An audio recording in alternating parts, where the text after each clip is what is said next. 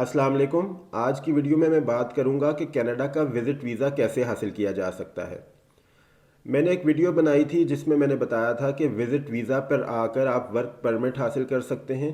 उसके बाद आप कनाडा की पीआर आसानी से हासिल कर सकते हैं। जिसके बाद बहुत से लोगों ने मेरे से सवाल किया कि कनाडा विज़िट वीज़ा पर कैसे आया जा सकता है। तो आज की वीडियो उन लोगों के लिए है जो ये जानना चाहते हैं कि विज़िट वीज़ा पर कैसे आया जा सकता है। मैंने एक वीडियो इस पर बनाई भी थी, लेकिन मैं उसके अंदर कुछ चीज़ें ऐड करना चाहता हूँ विज़िट वीज़ा के हवाले से। विज़िट वीज़ा के लिए सबसे पहले तो आपके बेसिक डॉक्यूमेंट्स, ज़ाहिरी बात है वो आपको चाहिए। आपका पासपोर्ट है, आपके कुछ फाइनेंशियल डॉक्यूमेंट्स हैं, लेकिन उसके अलावा जो आपने वीज़ा ऑफिसर को कन्विंस करना है जिन चीज़ों के ऊपर, वो मैं आपको बताता हूँ। सबसे पहली चीज़ तो आपके माइंड में क्लियर होना चाहिए, ये क्लैरिटी होनी चाहिए, ये आपने बड़े ही साफ अंदाज में वीज़ा ऑफिसर को बताना है, कन्विंस करना है, डिटेल्स उसकी देनी है कि आप किस मकसद के लिए कनाडा जाना चाहते हैं। इसमें विज़िट वीज़ा के अंदर दो चीज़ें होती हैं। एक, आपने विज़िट करना है किसी फैमिली मेम्बर को, किसी मकसद के लिए जाना है, या दूसरी चीज़ है कि आपने टूरिस्ट वीज़ा हासिल करना है, यानी कि आपने सैर के लिए जाना है, कनाडा को एक्सप्लोर करना है, कनाडा को देखना है। तो इन दो चीज़ों में थोड़ा फ़र्क है। इसमें सबसे पहला, अगर आप फैमिली मेम्बर को या किसी फंक्शन को अटेंड करने, किसी सेरेमनी को अटेंड करने जा रहे हैं, तो आपने उसकी रीज़निंग देनी है, उसकी आपने डेट देनी है कि कब वो सेरेमनी है, कब वो फंक्शन है। कोई शादी का फंक्शन है किसी फैमिली मेम्बर के यहाँ, कोई ग्रेजुएशन सेरेमनी है किसी की, कोई कॉन्फ्रेंस आपने अटेंड करनी है, इन हवालों से आपने डिटेल्स देनी है। या फिर आप टूरिस्ट वीज़ा के ऊपर आना चाहते हैं, आप घूमना फिरना चाहते हैं, सैर करना चाहते हैं, लेकिन आपने सॉलिड रीजनिंग देनी है, सॉलिड आपने उसको डेट्स के साथ, आपने प्रूफ्स के साथ बताना है कि मैं इस मकसद के लिए कनाडा आना चाहता हूँ। ये आपके माइंड में क्लियर हो, आपकी एप्लीकेशन के अंदर इसमें क्लैरिटी हो।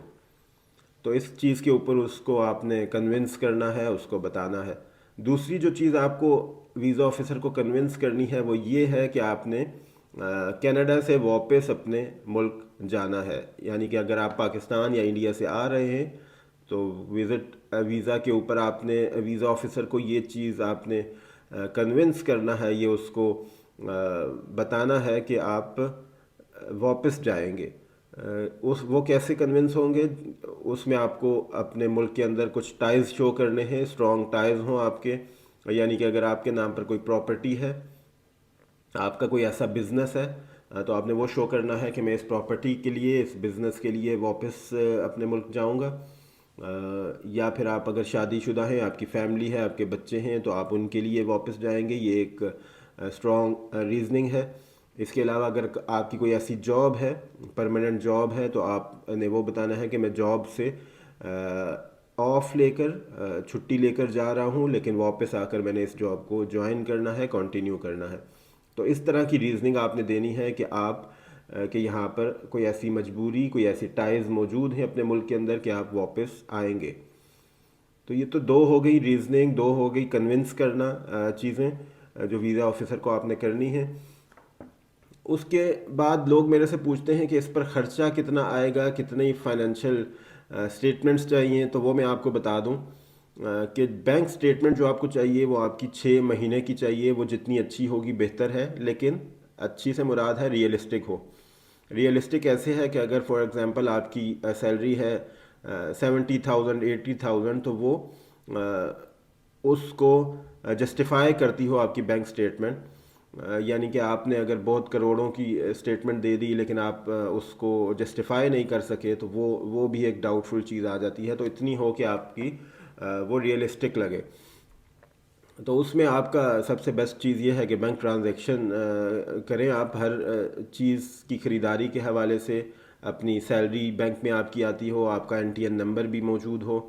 तो 6 महीने की आपकी जब सॉलिड बैंक स्टेटमेंट बन जाएगी, तो वो आपने अटैच करनी है अपनी एप्लीकेशन के साथ। उसमें आपको बताना है मुख्तलिफ़ हवालों से, मुख्तलिफ़ तरीक़ों से कि आप इतने वर्थ रखते हैं آپ کے پاس اتنی ورथ ہے, اتنی اماؤنٹ ہے کہ آپ کینیڈا جا سکتے ہیں, کینیڈا کے اندر سٹے کر سکتے ہیں, کینیڈا گھوم سکتے ہیں, کینیڈا کے اندر اپنے لیونگ ایکسپنس جو ہیں وہ برداشت کر سکتے ہیں.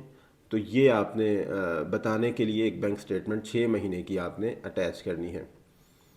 اس کے علاوہ آپ نے یہ بھی بتانا ہے کہ کینیڈا آپ کہاں پر رہیں گے, کسی دوست کے ہاں رہیں گے, کسی فیملی ممبر کے پاس رہیں گے, ہوٹل میں رہیں گے. اگر آپ ہوٹل میں رہیں گے تو آپ نے اس حوالے سے اپنے جو ہیں لیکوڈ ایسٹس آپ نے شو کرنے ہیں, یعنی کہ آپ نے اپنی جو ورتھ ہے, اپنی کیش ہے, وہ اس حوالے سے شو کرنی ہے کہ اگر آپ ہوٹلنگ کرتے ہیں وہاں پر تو آپ کے پاس اتنا خرچہ ہو, لیونگ ایکسپنسز ہوں کہ آپ کینیڈا کے اندر وہ 6 مہینے بآسانی گزار سکیں, کسی کے اوپر بوجھ نہ بنے, برڈن نہ بنے. تو یہ چیزیں میٹر کرتی ہیں. اس کے علاوہ جو ویزا پروسیسنگ فیس ہے وہ کچھ زیادہ نہیں ہے, وہ تقریباً 35 سے 40,000 یا اراؤنڈ 50,000 آپ کہہ لیں ابھی ڈالر کے ریٹ کی وجہ سے. تو وہ اس کے اندر آتی ہے. ویزا پروسیسنگ فیس جو ہے وہ وزٹ ویزا کے حوالے سے کچھ زیادہ نہیں ہے, لیکن اصل مسئلہ یہ جو میں نے آپ کو 3 چیزیں بتائیں یہاں پر آتا ہے.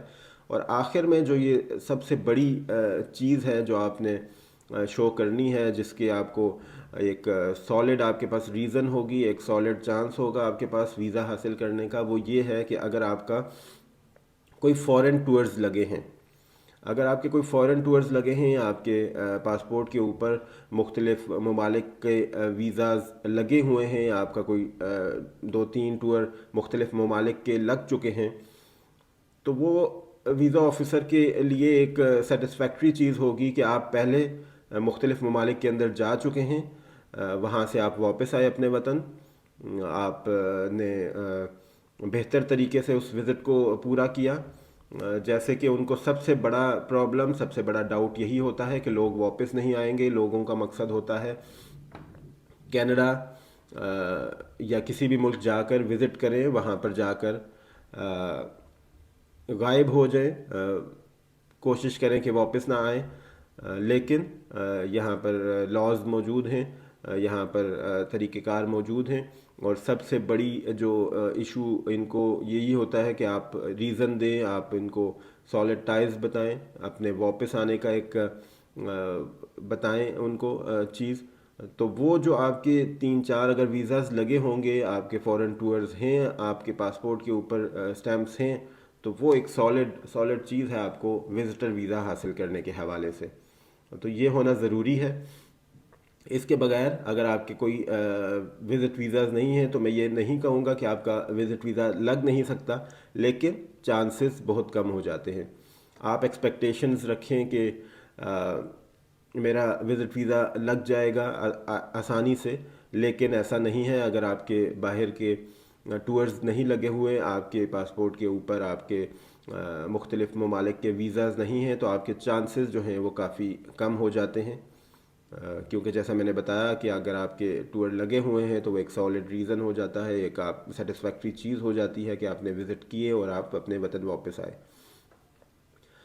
تو یہ کچھ چیزیں تھیں وزٹ ویزا کے حوالے سے جو جاننا چاہتے تھے کہ وزٹ ویزا کینیڈا کا کیسے حاصل کیا جا سکتا ہے. اور اس کے بعد میں نے بتایا تھا کہ پھر آپ اگر ادھر آ جاتے ہیں تو یہاں پر بہت سے امپلائر ہیں جو ڈھونڈتے ہیں وزٹرز کو, کیونکہ یہاں پر وزٹ ویزا پر آئے ہوئے افراد بھی جاب کر سکتے ہیں. تو آپ جاب حاصل کرتے ہیں تو پھر آپ کو ورک پرمٹ مل جاتا ہے. ورک پرمٹ مل گیا تو اس کا مطلب ہے پھر آپ جتنا ٹائم کا ورک پرمٹ ہے, آپ تقریباً 2 سال تو کینیڈا کے اندر محفوظ ہیں. اس کے بعد آپ اپنا 1 سال کے بعد آپ پی آر کے لیے اپلائی کرتے ہیں. 6 سے 8 مہینے میں آپ کا پی آر کا پروسیس کمپلیٹ ہو جاتا ہے. تو پی آر آپ کو مل جائے گی تو آپ کینیڈا کے مستقل رہائشی بن سکتے ہیں. آپ کو جتنی گورنمنٹ کی طرف سے فیسلٹیز ہیں, جتنی چیزیں ہیں, آپ کو جو مستقل رہائشی ہے اس کو دی جاتی ہیں. تو اس کے بعد آپ کا پھر ایک سیٹل ہونا شروع ہو جاتی ہے لائف. لیکن وزٹ ویزا کے حوالے سے بیسیکلی جن لوگوں نے پوچھا وہ ان کو میں نے ایک بریف سا یہ چیزیں بتائیں کہ آپ کے پاس اگر یہ چیزیں ہیں تو آپ وزٹ ویزا کے لیے اپلائی کر سکتے ہیں, اپنی لک ٹرائی کر سکتے ہیں. امید ہے یہ ویڈیو آپ کو پسند آئی ہوگی. اگر آپ کا کوئی اور سوال ہے کینیڈا کے حوالے سے آپ ہمارے سے پوچھ سکتے ہیں. آپ ہمارے چینل انفو ہٹ کو لائک کریں, فالو کریں فیس بک کے اوپر. یوٹیوب کے اوپر سبسکرائب کریں. انشاءاللہ ملاقات ہوگی اگلی کسی ویڈیو میں. اپنا خیال رکھیں. اللہ حافظ.